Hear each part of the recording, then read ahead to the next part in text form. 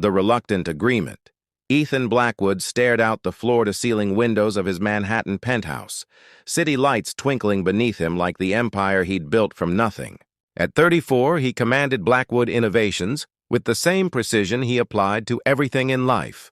Calculated, controlled, and completely on his own terms. "You're being unreasonable, Ethan?" His Aunt Miriam's voice cut through his thoughts. She sat perched on his Italian leather sofa, teacup balanced perfectly in her hand despite her obvious frustration. Unreasonable? Ethan turned, one eyebrow raised. "I'd call building a billion-dollar company reasonable enough to earn me the right to decide my own future." Miriam sighed, setting down her cup with a decisive clink. "Your parents, God rest their souls, would have wanted this. Family connections matter, traditions matter. The Karims are wonderful people. Their daughter Sophia is brilliant, kind, and a complete stranger," Ethan finished, loosening his tie. Business deals he understood. Arranged marriages felt like a relic from another century. "I appreciate everything you've done for me since Mom and Dad died. But this is absurd. You've dated models, actresses, fellow CEOs, all relationships that burned bright and faded faster than your quarterly earnings reports," Miriam countered. "Perhaps it's time to try something different." Ethan's phone buzzed. His COO, Victor, was calling about their upcoming merger in Singapore. "I have to take this." "Of course you do." Miriam stood, smoothing her immaculate dress. "Just remember, you promised your father on his deathbed that you would honor family traditions. The Karim family has been connected to ours for generations.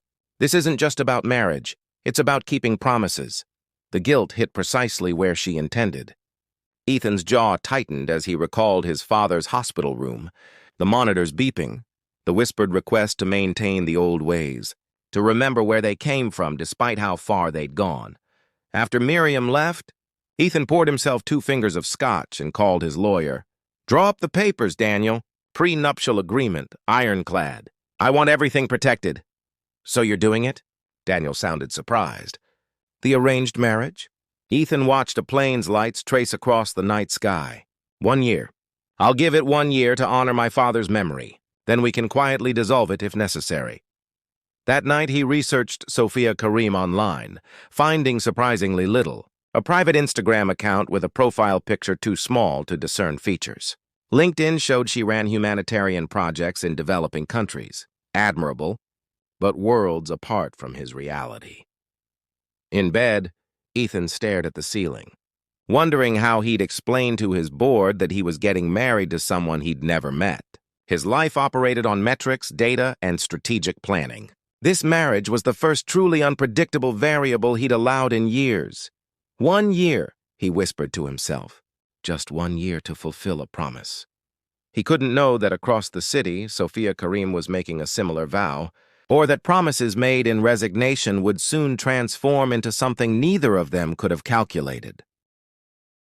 The unexpected bride.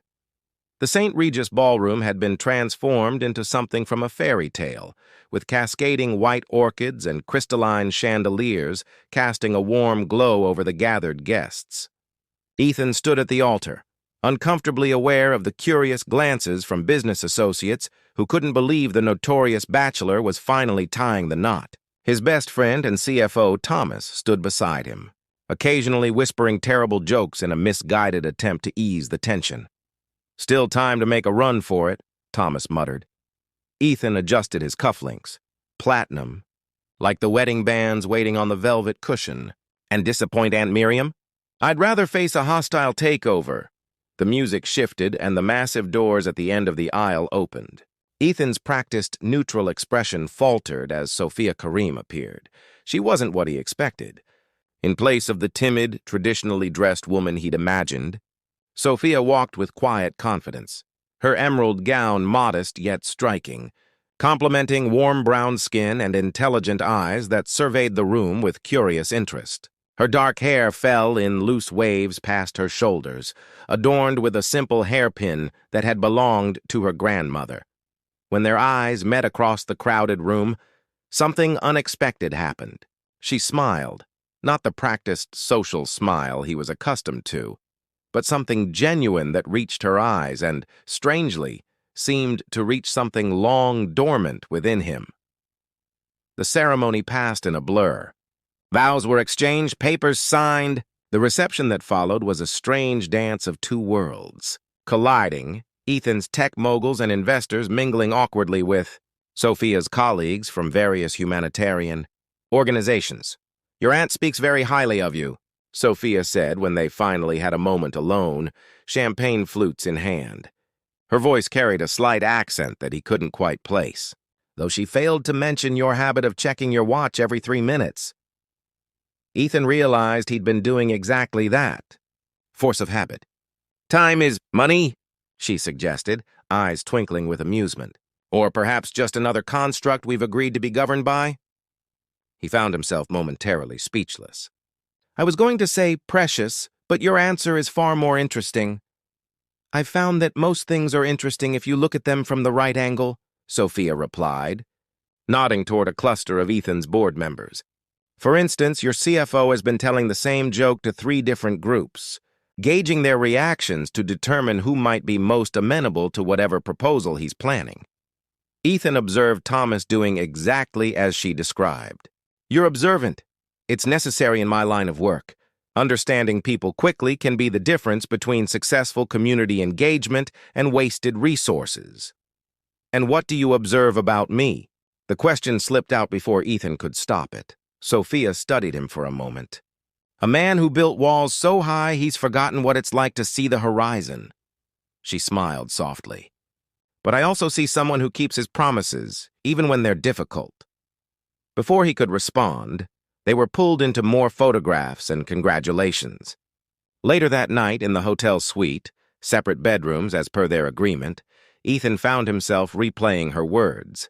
For someone who prided himself on being unreadable in business negotiations, being seen so clearly by a stranger was both unsettling and oddly refreshing. On the nightstand sat a small gift box Sophia had placed there earlier. Inside, he found a simple compass with an inscription, "Not all who wander are lost." Attached was a note in elegant handwriting, "To new beginnings and unexpected journeys." Ethan turned the compass over in his hands, wondering what kind of woman brought such a thoughtful gift to an arranged marriage she'd been pressured into. More importantly, he wondered why, for the first time in years, he found himself genuinely curious about another person's mind. Worlds colliding. 3 weeks into their arrangement, Ethan and Sophia had established an unusual rhythm. Mornings began with Sophia enjoying coffee on the penthouse balcony, often on video calls to various countries where her projects operated. Ethan would emerge from his home office, perfectly pressed in Tom Ford suits, to find her cross-legged in comfortable clothes, passionately discussing water filtration systems or educational initiatives. "The funding is already approved, Jamal," she was saying one morning. "But we need to ensure the community leaders are directly involved in the implementation. This isn't about us coming in with solutions. It's about supporting their vision." Ethan paused, coffee in hand, struck by the authority in her voice, so different from her quieter demeanor at home. When she ended the call, he found himself asking, "How did you get into this work?" Sophia looked surprised by his interest. "I was supposed to become a doctor. Family expectation. During a gap year, I volunteered at a refugee camp in Jordan and realized sustainable infrastructure creates more lasting change than individual treatment." She shrugged. "My parents were horrified when I switched my major to international development and public health." "Yet they arranged for you to marry a tech entrepreneur," Ethan observed. "Bit contradictory. Perhaps they hoped your wealth would compensate for my disappointing career choices," she said with a wry smile. "What about you? Was technology always your path?" "Survival was my path," he replied honestly. "After my parents died, I needed something that made sense when nothing else did. Code never lies, never disappoints. It simply works or it doesn't." Something shifted between them that morning. A door cracked open to understanding. Their worlds continued to collide in unexpected ways. Ethan found Sophia's passionate idealism both frustrating and refreshing. She found his pragmatic efficiency both limiting and impressive. "Your company donated $5 million to disaster relief last year," she noted one evening while reviewing his. Corporate philanthropy reports, uninvited. But your approach is fragmented. With coordinated strategy, that money could create 10 times the impact. Those donations satisfy shareholders and generate positive PR, Ethan replied defensively. Is that all you want them to do? Sophia challenged. Because I've seen communities transformed with far less when the resources were applied strategically. The conversation resulted in Sophia reluctantly accompanying Ethan to a black-tie fundraiser the following weekend. She wore a simple burgundy gown that stood out among the designer excesses, and to Ethan's surprise, charmed even his most cynical investors with her authentic passion and detailed knowledge. Your wife is remarkable, commented Vanessa Powell, a notoriously difficult venture capitalist.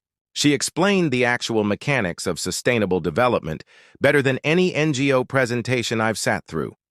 Later that week, Ethan surprised Sophia by accompanying her to visit a local community center where she volunteered. He arrived in his usual tailored suit, immediately out of place among the vibrant chaos of the after-school program.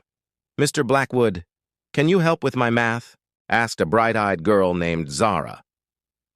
To Sophia's astonishment, Ethan sat down, loosened his tie, and patiently walked the girl through her algebra problems. Later, she found him surrounded by children, using napkins to explain the basic concept of algorithms. You're full of surprises, Sophia said on the drive home. Ethan shrugged. My father taught math before he built his business. He said understanding patterns was the foundation of understanding everything else. That night, sharing dinner at the penthouse, something that had become a more frequent occurrence, Ethan realized they'd stopped checking the days left in their one-year agreement. More troublingly, he realized he was beginning to look forward to coming home.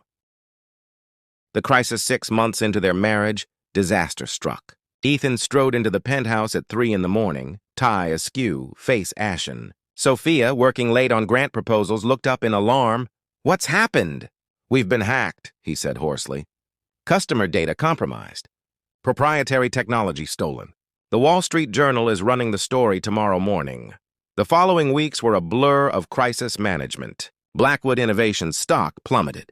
The board demanded explanations. Government regulators launched investigations. Through it all, Ethan worked relentlessly, sleeping in his office, barely eating.